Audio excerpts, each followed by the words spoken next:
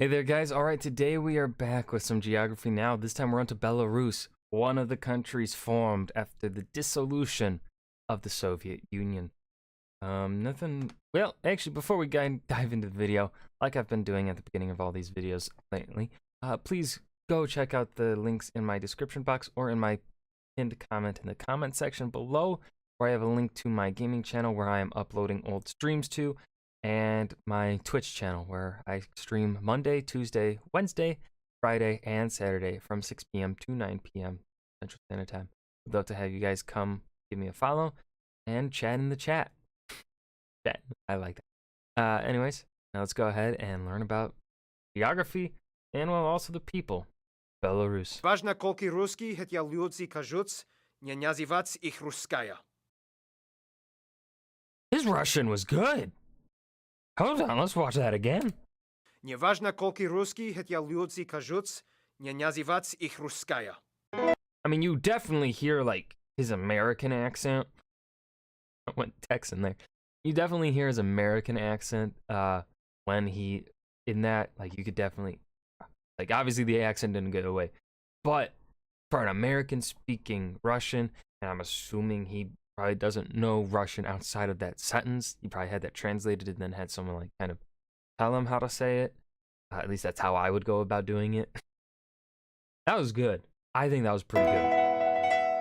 It's time to learn geography now.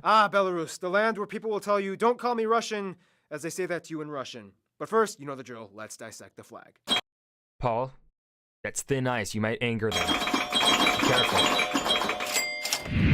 The flag has Europeans don't like being called other countries.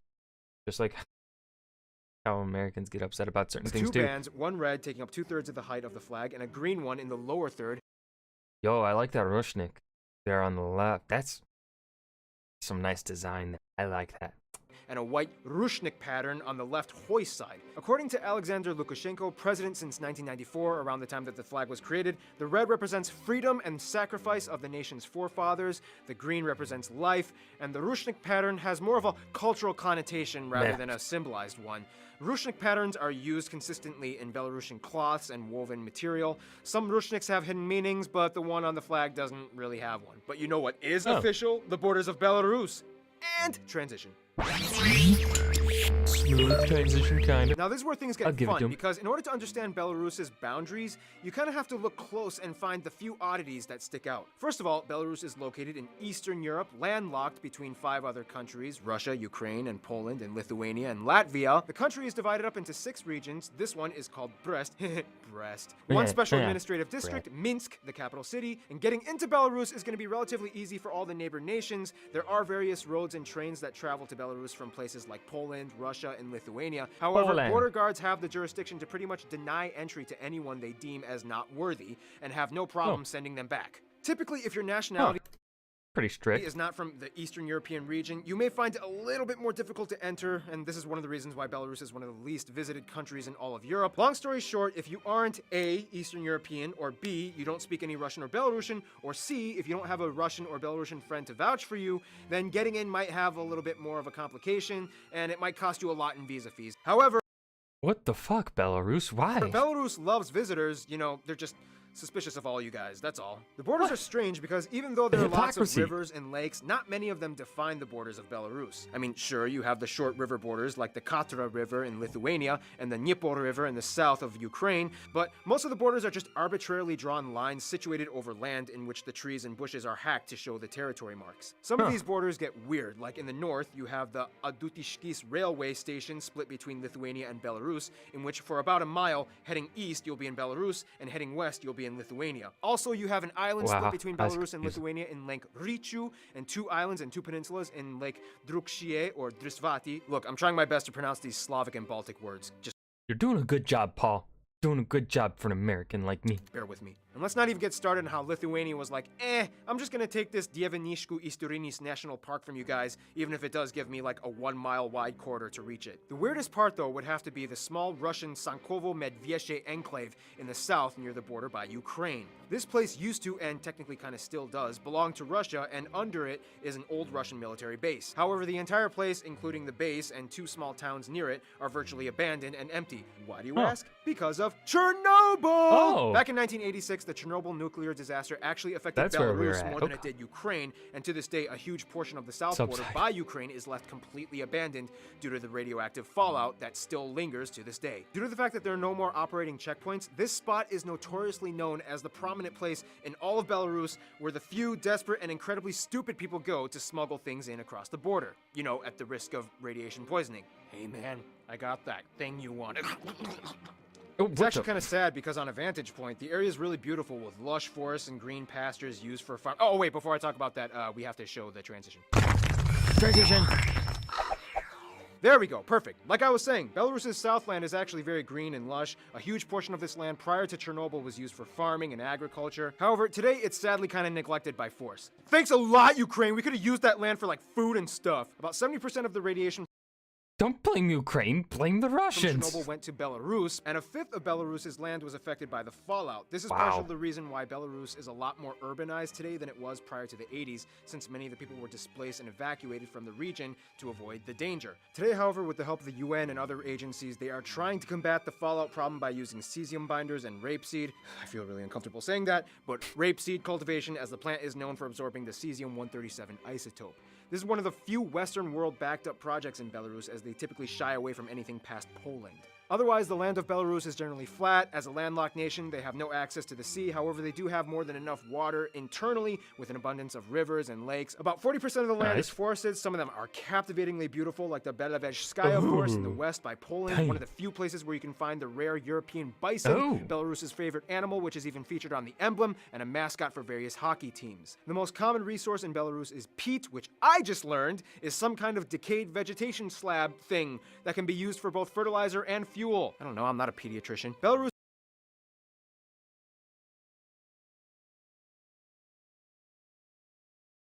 You motherfucker. is also located in the transitional zone between the I was gonna say something, but then you had to give the pun and I completely forgot what I was gonna say. continental climates and the maritime climates, so the weather is sometimes a little bit erratic. Summers typically range lower than room temperature, around 18 degrees Celsius or 65 degrees Fahrenheit. So you That's like my favorite kind of temp. That's like, it's kind of the temperature I'm rocking right now, in the mid to low 60s. My preferred temperature, right? Because then you can wear like a light jacket or a hoodie, maybe some long pants. You know, you get nice and cozy in the low to mid 60s. 70s, you know, that's still pretty comfy, right? I still like the 70s. Still can wear like short sleeve shirts, right? Still pretty comfy, not sweating. But once you get to the upper 70s into the 80s, you probably won't see any bikinis or Speedos, but you know who you will see? will I see Belarusians, Russians, Poles? This is probably going to be the most interesting part of the video. The Belarusian people are what really make this enigmatic country stick out. First of all, Belarus has about 9.5 million people, about 84% of whom identify as ethnically Belarusian. The weird thing though is that even though over 80% of the people identify as ethnically Belarusian, only a fraction of these people actually speak the Belarusian language. That's right, Belarus has its own language. In fact, the Belarusian language is kind of like a mixture between Polish and Russian, and is about half derived from the Russian language. So if a Belarusian speaks Belarusian to a Russian, the Russian will be able to understand basically the overall gist of what the Belarusian is trying to say, but will still have some problems with the particularities. Even more confusing, many Belarusians actually speak in a Transyanka dialect, which is like a mixture of Belarusian and Russian. The president, Alexander Lukashenko, even speaks in a Transyanka accent sometimes. Speaking of Lukashenko, since independence from the former Soviet Union in the 90s, Belarus has only had one president since 1994, Alexander Lukashenko. And to understand Belarus, you kind of have to know who this guy is. Many people in Europe will tell you that Lukashenko is Europe's last real dictator. Yes, he is. Yes, that's a dictator. You're ruling for 20 fucking years. That's a dictator. And I mean, when you have a guy who wins an election and makes laws that extend his terms and then the number of terms that he can serve, yeah, the term dictator doesn't really seem too far-fetched of a title. Yeah. Lukashenko Yeah, is good. a strange but kind of funny leader in that, yes, he's kind of been accused of human rights violations, and Oh. yes, he's been accused of being slightly racist and slightly anti-Western, and he's always speaking in a brash, slightly aggressive tone that kind of makes him look angry. However, you can't deny the fact that he did kind of build up Belarus with a slightly better infrastructure than it was during the Soviet rule, and to this day, unemployment has dropped to nearly 1%, and they actually prosecute citizens who don't have jobs. And the cities are always clean, and the crime rate is Wait, they prosecute citizens who don't have jobs. That doesn't sound good. incredibly low, making Belarus one of the safest places in Europe, and technically because punishments for crimes are incredibly severe. Granted, Yeah. the currency exchange rate and GDP is always low too, and jobs pay very minimal, and with a state-owned structure, company privatization is almost completely non-existent. But hey, that just means souvenirs are dirt cheap, right? Lukashenko Yeah. has his opponents, and trust me, there have been a lot of anti-Lukashenko protests, but a lot of the people in Belarus can't deny, on the surface at least, that he's kind of a relatable person. I mean, as an athlete, he absolutely loves hockey and constantly plays it himself. Oh my god, the smile he's got. Look at that, man.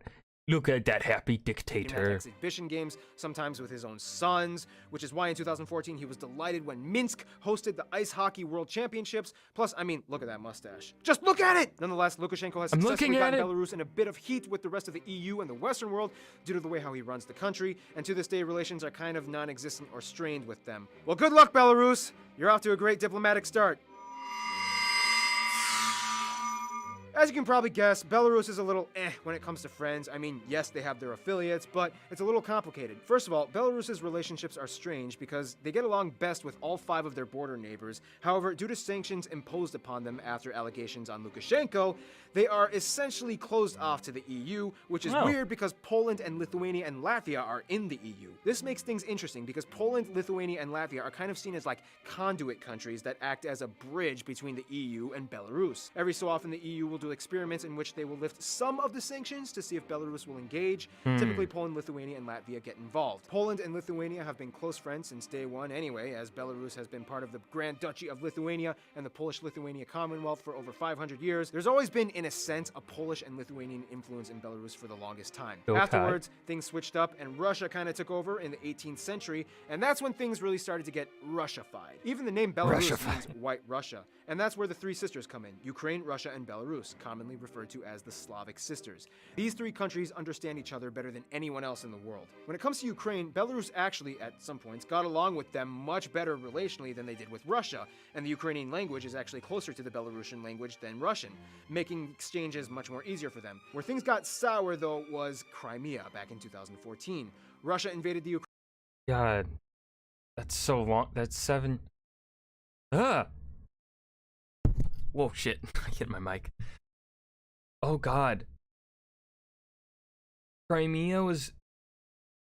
That was 7 years ago now. Oh god. I was a freshman in high school when that shit was breaking out. Yeah. Was I a sophomore by then? For non-Americans, that's first year and then second year of high school.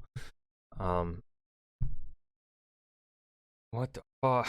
So long ago. I didn't think it was that. I just thought it was like 2017, 2018 when I was like getting into college or something when this shit was happening. But no, fucking beginning of high school. Ukrainian-held region of Crimea, and amidst all the circumstances, Belarus actually kind of sided more with Russia than Ukraine, which made Ukraine kind of like, Belarus, how could you? So you would think Russia is best friends with Belarus, and they kind of are. I mean, on all levels of diplomacy and treaties, yes, it's kind of true. However, it's more like a love-hate relationship. For the longest time, Belarus was kind of seen as like Russia's little puppy. Everything started out great, and in the mid-90s, they signed treaties and friendship agreements and cooperation deals. They did huge business, and Lukashenko and Putin would ski together in the mountains. But then over time, So Russia romantic. got a little, what Belarusians would describe as pushy. They accused Russia of trying to bribe them numerous times to assuage their national advocacies, like in the 2000s. They tried to get Belarus to recognize the South Ossetia and Abkhazia regions, and after the refusal, Russia banned all dairy products from Belarus, commonly referred to as the Milk War. And then there were the gas wars and the custom control threats, and to this day, Lukashenko and his legislators have even instituted a complete restructuring of the entire country's operations to become de-Russified. Textbooks, educational material, broadcasting, TV, even street signs are now being switched over to become exclusively published in Belarusian and not Russian. Children are being taught Belarusian first and Russian second now, and this was done as A, a response to the tiring relations with Russia, and B, as an attempt to resurge the sense of nationalism in the population of Belarus. In conclusion, after years of crazy messed up drama, Belarus is really starting to learn how to become Belarus again, one small diplomatically strange step at a time. Stay tuned, Belgium is coming up next. All right. You know what? I really enjoyed this one. This was a good Geography Now episode. I genuinely learned actually quite a bit here. And I think this was really well paced and honestly perfectly length for Belarus. I don't think this one needs to be like revisited and expanded upon. I think they covered pretty much all the information necessary. So yeah, I've got nothing to add here at the end. That was Geography Now, Belarus. I hope you guys enjoyed. Remember to hit that like button and subscribe for more. And I will see you guys in the next video. Peace.